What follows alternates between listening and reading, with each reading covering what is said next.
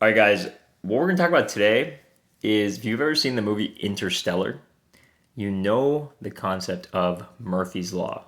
Murphy's Law is anything that can go wrong will go wrong. Now, I'm here to teach you about the optimistic reversal of Murphy's Law, which is your Prum's law. I was trying to do it backwards in my head. Yprum's law states it's the optimistic reversal. So it states anything that can go right will go right. This is just such a powerful mindset shift because a lot of the times people think in worst case scenarios. And, you know, we're kind of trained to be pessimistic from a young age, whether it be from our parents or teachers or any other influences, because everyone always thinks in worst case scenario, right? But if you flip that on its head and you think best case scenario or like anything that can go right for me in this moment will go right, you'll be surprised at how much of that fulfills itself, like a self fulfilling prophecy. Again, going off the dome here, like all my videos. So like literally, like this is what's behind me right now, like nothing up. But this is a concept that I have talked about before, just like on an Instagram reel, and I figured it'd be good to expand on. Now, there's a few things that you can use Prum's law on, but also it's like a little bit of you shaping your life in a certain way. So you're yes, you're thinking of the best case scenario, but you're also like, okay, this is going to be the best case scenario because I have done all this prep work for it, right? Boy Scout motto is be prepared. So you are prepared in every situation, right? When you go on a camp out, don't think about the worst case scenario.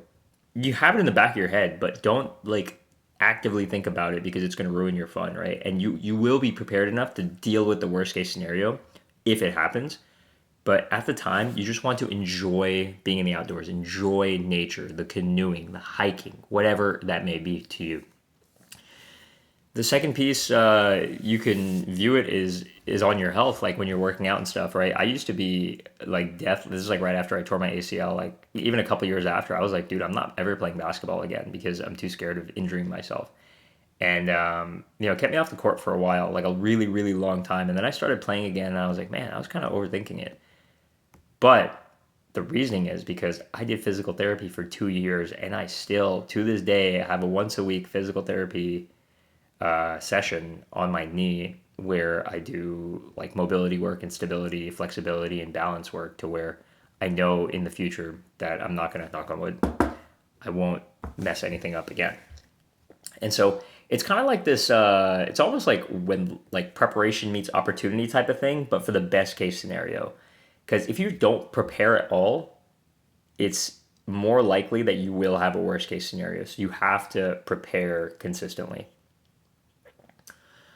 All right, and I guess another aspect of this could be with game, just like in nightlife. If you go to the nightclub and you think you're going to get rejected by everybody, you're going to get rejected by everybody. If you don't think you're good looking, you're going to get that reaction. You're going to get very negative reactions. And so the classic game advice is like you always have to assume attraction, right? You say hello to a girl at a nightclub, you have to just assume she likes you. And if she doesn't, then you just move on to the next one. But overall, what I'm trying to say is don't let like a bad night out dictate your mood because it's like, yo, I'm gonna use everything I learned from this bad night out. I'm gonna use it as reference experience to make sure the next night is a fucking banger, right? Like, so you just don't make the mistakes more than once. And then last thing I would say, probably like in investing, and investing is tough because it's a mental and psychological battle over everything, right? Like the market can stay irrational longer than you can stay solvent, and that's true. So it's like how when you're zoomed in on a day or a week or even a few months and the market's just going down, you gotta be prepared enough. Be like, hey man, like over the long enough time frame, anything that can go right will go right. And if you zoom out, so like in a month, maybe it shows this, but you zoom out to like 5 years, and like there's multiple of these things going on, right? Even here, and then boom. And then overall, the trend is, as long as the trend is linearly going up, then we talked about this in the fall off video, but this is for investing, not your life situation. As long as the trend is going up, you're good. All right.